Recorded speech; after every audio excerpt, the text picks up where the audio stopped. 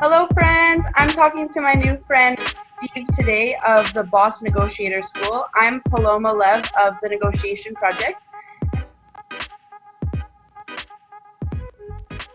The question I asked was, have you ever seen in a negotiation where maybe gender or culture or something like that came up and how it impacted the negotiation? And I was sort of turned aback, but I was like, whoa, I didn't know how to answer it. I was a little thrown off by it. And it made me think, oh, you know what?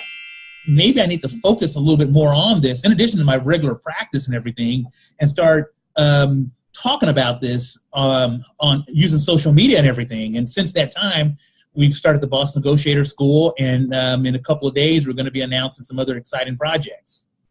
That's amazing. That's really cool. It's interesting because I have a friend named Claude. He is a French dude, and he talks about the intersection between the challenges that people of color might face in negotiations in particular. And I thought that was so interesting that he took that particular approach. And as he started to explain it to me, it made complete sense that if you exist within a system that that disenfranchises certain people, then you need different rules to play the game, or different strategies to play the game. And so he's a really fascinating person, really drew my attention to those particularities. And it's been also interesting as a woman in the area of negotiation, because, you know, as a coach myself, it's fascinating to see the difference. I don't like gender stereotypes, but it's fascinating to see the difference in the way that women negotiate for themselves and the way that men negotiate for themselves. And statistically, it's been shown that women find it easier to negotiate on somebody else's behalf rather than their own. Yes. So that's really interesting that question got you thinking. Yeah. And from that point on, it's really been just kind of a snowball, and just more and more excitement and everything about it. And I think, as you can agree, Paloma, there's a need out there to help sort of those type of communities, people of color, women, and to assist them, and to get more out of negotiation and everything. Yeah. It's extremely important. Especially when you have people who've been historically told to apologize and ask for less. Yes, you're right. Like, women have been told to ask for less and not show up and not take up space and not be loud in the same way as people of color have. And so it's especially important to help empower particular communities to feel comfortable to ask, and to realize that they are just as deserving and worthy as anybody else of getting whatever it is that you desire.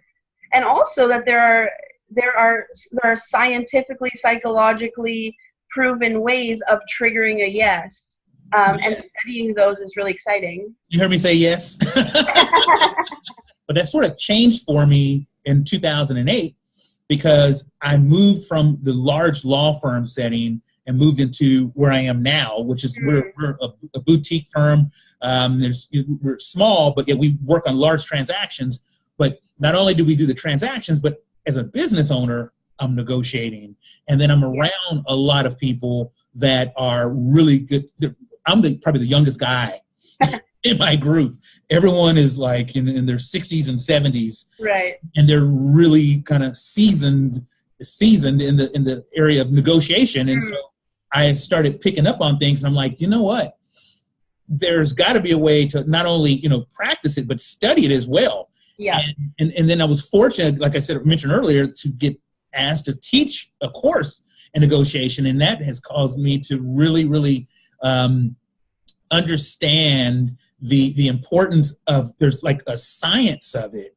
And there's what you said earlier, the other type of persuasion and understanding people and learning how to communicate and then there's a whole area of techniques and everything too that people apparently been using on me for many, many years. I didn't realize it and everything. And then you start becoming aware of it. Yeah. Then you start watching other people and you're like, wait a minute, they can be helped. There's some simple basic things that you could teach someone, or some tools that they could utilize, and that it will change them and transform them in the way they go about their daily lives. And so, I think you and I both have that same passion of wanting to help. And so it's so funny. Someone just recently asked me, like, Steve, are you still practicing law? And I'm like, yeah, I'm still practicing law. I've got tons of deals going on. Like, I'm busier than ever and everything. But there's something about this area that it seems that there's a need for it.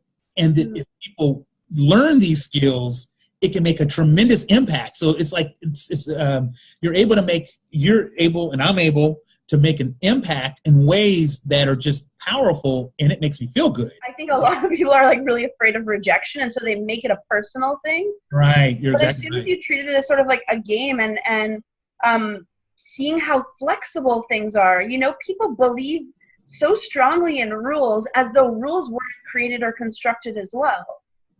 But I like to like point people's attention to the fact that Starbucks, you go in and you pay $6 for a latte. Well, you look at the menu, and that's a pre-created menu of trades that they have thought of.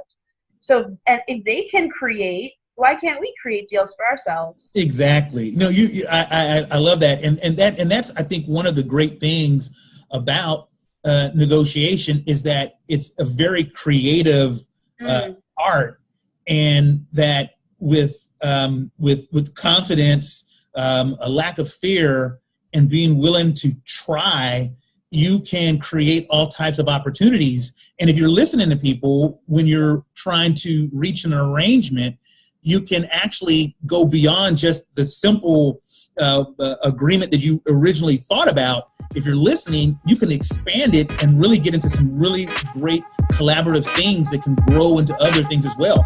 And so that's the power of it, you know.